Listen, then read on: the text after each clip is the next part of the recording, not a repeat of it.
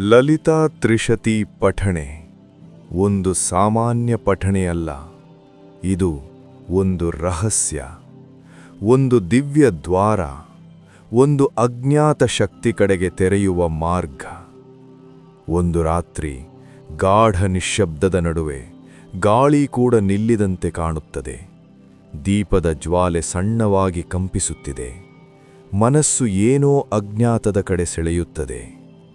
ಆ ಕ್ಷಣದಲ್ಲಿ ಯಾರು ಲಲಿತಾ ತ್ರಿಶತಿ ಪಠಣೆ ಪ್ರಾರಂಭಿಸುತ್ತಾರೋ ಆ ಕ್ಷಣದಿಂದಲೇ ಒಂದು ಅದೆಷ್ಟೋ ಅಪ್ರತೀಕ್ಷಿತ ಪರಿವರ್ತನೆ ಶುರುವಾಗುತ್ತದೆ. ಲಲಿತಾ ತ್ರಿಶತಿ ಇದು ಕೇವಲ 300 ನಾಮಗಳ ಸಂಕಲನ ಅಲ್ಲ. ಇದು ದೇವಿಯ ಸ್ವರೂಪದ ಗುಪ್ತ ರಹಸ್ಯ.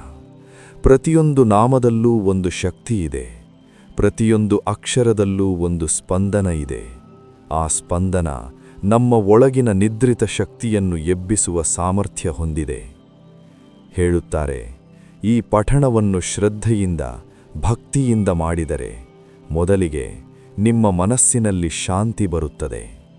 ಆದರೆ ಅದು ಮಾತ್ರ ಪ್ರಾರಂಭ. ನಿಧಾನವಾಗಿ ನೀವು ಗಮನಿಸದೇ ಇರುವ ಬದಲಾವಣೆಗಳು ಆಗುತ್ತವೆ.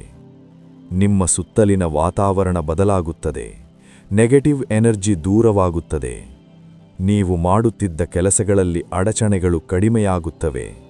ಮತ್ತು ಮುಖ್ಯವಾಗಿ ನಿಮ್ಮ ಒಳಗೆ ಒಂದು ಅಜ್ಞಾತ ಧೈರ್ಯ, ಆತ್ಮವಿಶ್ವಾಸ ಮೂಡುತ್ತದೆ. ಆದರೆ ಇಲ್ಲಿ ಒಂದು ದೊಡ್ಡ ರಹಸ್ಯ ಇದೆ. ಎಲ್ಲರೂ ಲಲಿತಾ ತ್ರಿಶತಿ ಪಠಣೆ ಮಾಡುತ್ತಾರೆ, ಆದರೆ ಕೆಲವರಿಗೆ ಮಾತ್ರ ಅದರ ನಿಜವಾದ ಅನುಭವ ಸಿಗುತ್ತದೆ. ಯಾಕೆ ಗೊತ್ತಾ? ಏಕೆಂದರೆ ಈ ಪಠಣ ಕೇವಲ ಪದಗಳಲ್ಲ, ಇದು ಒಂದು ಸಂಪರ್ಕ, ದೇವಿಯ ಜೊತೆಗಿನ ಒಂದು ಆಂತರಿಕ ಸಂಪರ್ಕ. ನೀವು ಪಠಿಸುತ್ತಿರುವಾಗ ನಿಮ್ಮ ಮನಸ್ಸು ಬೇರೆಡೆ ಇದ್ದರೆ ಅದು ಕೇವಲ ಶಬ್ದವಾಗಿರುತ್ತದೆ. ಆದರೆ ನೀವು ಸಂಪೂರ್ಣವಾಗಿ ದೇವಿಯಲ್ಲೇ ಲೀನರಾದರೆ ಆಗ ಅದು ಶಕ್ತಿಯಾಗುತ್ತದೆ. ಒಮ್ಮೆ ಒಂದು ಭಕ್ತ ತನ್ನ ಜೀವನದಲ್ಲಿ ಅನೇಕ ಸಮಸ್ಯೆಗಳ ಮಧ್ಯೆ ಎಲ್ಲ ದಾರಿಗಳೂ ಮುಚ್ಚಿದಂತೆ ಕಂಡಾಗ ಲಲಿತಾ ತ್ರಿಶತಿ ಪಠಣವನ್ನು ಪ್ರಾರಂಭಿಸಿದ. ಮೊದಲ ದಿನ ಏನೂ ಆಗಲಿಲ್ಲ. ಎರಡನೇ ದಿನ ಸ್ವಲ್ಪ ಶಾಂತಿ. ಮೂರನೇ ದಿನ ಅವನಿಗೊಂದು ವಿಚಿತ್ರ ಅನುಭವ. ಅವನು ಪಠಿಸುತ್ತಿದ್ದಾಗ ಅವನ ಮನಸ್ಸಿನಲ್ಲಿ ಒಂದು ಪ್ರಕಾಶಮಾನ ಬೆಳಕು ಕಾಣಿಸಿಕೊಂಡಿತು. ಒಂದು ಶಾಂತ ಸ್ವರ ಕೇಳಿಸಿದಂತಾಯಿತು. ಅದು ಕಲ್ಪನೆನಾ ಅಥವಾ ದೇವಿಯ ಸಂಕೇತನ? ಅವನು ನಿಲ್ಲಿಸಲಿಲ್ಲ. ದಿನದಿಂದ ದಿನಕ್ಕೆ ಪಠಣೆ ಮುಂದುವರಿಸಿದ. ನಿಧಾನವಾಗಿ ಅವನ ಜೀವನದಲ್ಲಿ ಆಗುತ್ತಿದ್ದ ಸಮಸ್ಯೆಗಳು ಕಡಿಮೆಯಾಗಲು ಶುರುವಾದವು. ಅವನಿಗೆ ಸಿಗದ ಅವಕಾಶಗಳು ಸ್ವತಃ ಬರುತ್ತಾ ಶುರುವಾದವು. ಅವನಿಗರ್ಥವಾಯಿತು, ಇದು ಕೇವಲ ಪಠಣ ಅಲ್ಲ, ಇದು ದೇವಿಯ ಅನುಗ್ರಹ. ಲಲಿತಾ ತ್ರಿಶತಿ ಪಠಣೆ ಸರಿಯಾಗಿ ಮಾಡಿದರೆ ಅದು ನಿಮ್ಮ ಜೀವನದ ದಿಕ್ಕನ್ನೇ ಬದಲಾಯಿಸಬಹುದು. ಆದರೆ ಒಂದು ಪ್ರಶ್ನೆ ಉಳಿಯುತ್ತದೆ. ನೀವು ಇದನ್ನು ಕೇವಲ ಪಠಣೆ ಎಂದು ನೋಡುತ್ತೀರಾ ಅಥವಾ ಒಂದು ದಿವ್ಯ ಶಕ್ತಿಯ ಜೊತೆಗಿನ ಸಂಪರ್ಕ ಎಂದು ಅನುಭವಿಸುತ್ತೀರಾ? ಏಕೆಂದರೆ ನೀವು ಒಂದು ದಿನ ಸತ್ಯವಾಗಿ, ಸಂಪೂರ್ಣ ಭಕ್ತಿಯಿಂದ ಲಲಿತಾ ತ್ರಿಶತಿ ಪಠಣೆ ಮಾಡಿದಾಗ ನಿಮ್ಮೊಳಗೆ ಏನೋ ಒಂದು ಜಾಗೃತಿಯಾಗುತ್ತದೆ. ನೀವು ಆಗಿರುವುದು ನೀವು ಅಲ್ಲ ಅನ್ನಿಸುವಷ್ಟು ಬದಲಾವಣೆ ಬರುತ್ತದೆ. ಆ ಕ್ಷಣದಲ್ಲಿ ನೀವು ದೇವಿಯನ್ನು ಹುಡುಕುವುದಿಲ್ಲ, ದೇವಿಯೇ ನಿಮ್ಮೊಳಗೆ ಪ್ರಕಾಶಿಸುತ್ತಾಳೆ.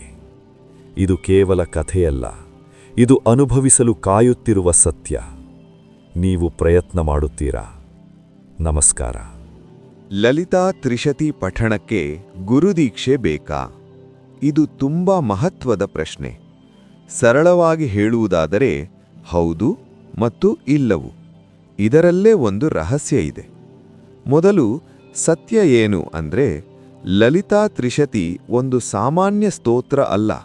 ಇದು ಶ್ರೀವಿದ್ಯಾ ಉಪಾಸನೆಗೆ ಸೇರಿದ ದಿವ್ಯ ಮಂತ್ರಮಾಲೆ.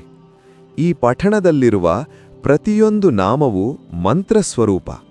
ಅದರಲ್ಲಿ ಬೀಜಾಕ್ಷರಗಳ ಶಕ್ತಿ ಇರುತ್ತದೆ. ಅದರಿಂದಲೇ ಸಂಪ್ರದಾಯ ಪ್ರಕಾರ ಗುರುದೀಕ್ಷೆ ಅಂದರೆ ಶ್ರೀವಿದ್ಯಾ ದೀಕ್ಷೆ ಪಡೆದವರು ಈ ಪಠಣವನ್ನು ಮಾಡುವುದು ಅತ್ಯುತ್ತಮ. ಯಾಕೆಂದರೆ ಗುರು ಸರಿಯಾದ ಉಚ್ಚಾರಣೆ ಕಲಿಸುತ್ತಾರೆ, ಮಂತ್ರದ ಅರ್ಥ ಮತ್ತು ಶಕ್ತಿ ವಿವರಿಸುತ್ತಾರೆ, ನಿಮ್ಮನ್ನು ಆಧ್ಯಾತ್ಮಿಕವಾಗಿ ರಕ್ಷಿಸುತ್ತಾರೆ. ಆದರೆ ಇಲ್ಲಿ ಮತ್ತೊಂದು ಸತ್ಯ ಇದೆ. ಎಲ್ಲರಿಗೂ ತಕ್ಷಣ ಗುರು ಸಿಗುವುದಿಲ್ಲ. ಅದರಿಂದ ದೇವಿ ಭಕ್ತರನ್ನು ತಳ್ಳಿಬಿಡುತ್ತಾಳಾ? ಇಲ್ಲ. ನೀವು ಶುದ್ಧ ಭಕ್ತಿಯಿಂದ, ಗೌರವದಿಂದ ಲಲಿತಾ ತ್ರಿಶತಿ ಓದಿದರೆ ಅದು ತಪ್ಪಲ್ಲ. ಆದರೆ ಕೆಲವು ನಿಯಮ ಪಾಲನೆ ಮಾಡಬೇಕು. ಪಠಣ ಮಾಡುವ ಮುಂಚೆ ದೇವಿಗೆ ನಮಸ್ಕಾರ ಮಾಡಿ, ನಾನು ಅರಿವಿಲ್ಲದವನಾಗಿದ್ದೇನೆ, ದಯವಿಟ್ಟು ಕ್ಷಮಿಸಿ ಎಂದು ಪ್ರಾರ್ಥನೆ ಮಾಡಿ. ಸಾಧ್ಯವಾದಷ್ಟು ಸರಿಯಾದ ಉಚ್ಚಾರಣೆ ಪ್ರಯತ್ನಿಸಿ. ಅಹಂಕಾರ ಇಲ್ಲದೆ ಶಾಂತ ಮನಸ್ಸಿನಿಂದ ಪಠಿಸಿ. ಒಂದು ಮುಖ್ಯ ಸಂಗತಿ, ಮಂತ್ರವನ್ನು ಶಕ್ತಿಯಾಗಿ ಬಳಸುವುದು ಮತ್ತು ಭಕ್ತಿಯಿಂದ ಪಠಿಸುವುದು ಎರಡೂ ಬೇರೆ. ಮಂತ್ರ ಶಕ್ತಿ ಪಡೆಯಲು ಗುರುದೀಕ್ಷೆ ಅಗತ್ಯ. ಭಕ್ತಿ, ಶಾಂತಿ, ಅನುಗ್ರಹಕ್ಕಾಗಿ ದೀಕ್ಷೆ ಇಲ್ಲದಿದ್ದರೂ ಪಠಿಸಬಹುದು. ಆದರೆ ಒಂದು ದಿನ ನೀವು ನಿಜವಾಗಿಯೂ ಈ ಮಾರ್ಗದಲ್ಲಿ ಮುಂದುವರಿಯಬೇಕೆಂದು ಅನಿಸಿದರೆ ಗುರು ನಿಮ್ಮ ಜೀವನಕ್ಕೆ ಸ್ವತಃ ಬರುತ್ತಾರೆ. ಇದು ಅನೇಕ ಭಕ್ತರ ಅನುಭವ. ಕೊನೆಗೆ ಒಂದು ಪ್ರಶ್ನೆ ನಿಮ್ಮೊಳಗೆ ಕೇಳಿಕೊಳ್ಳಿ.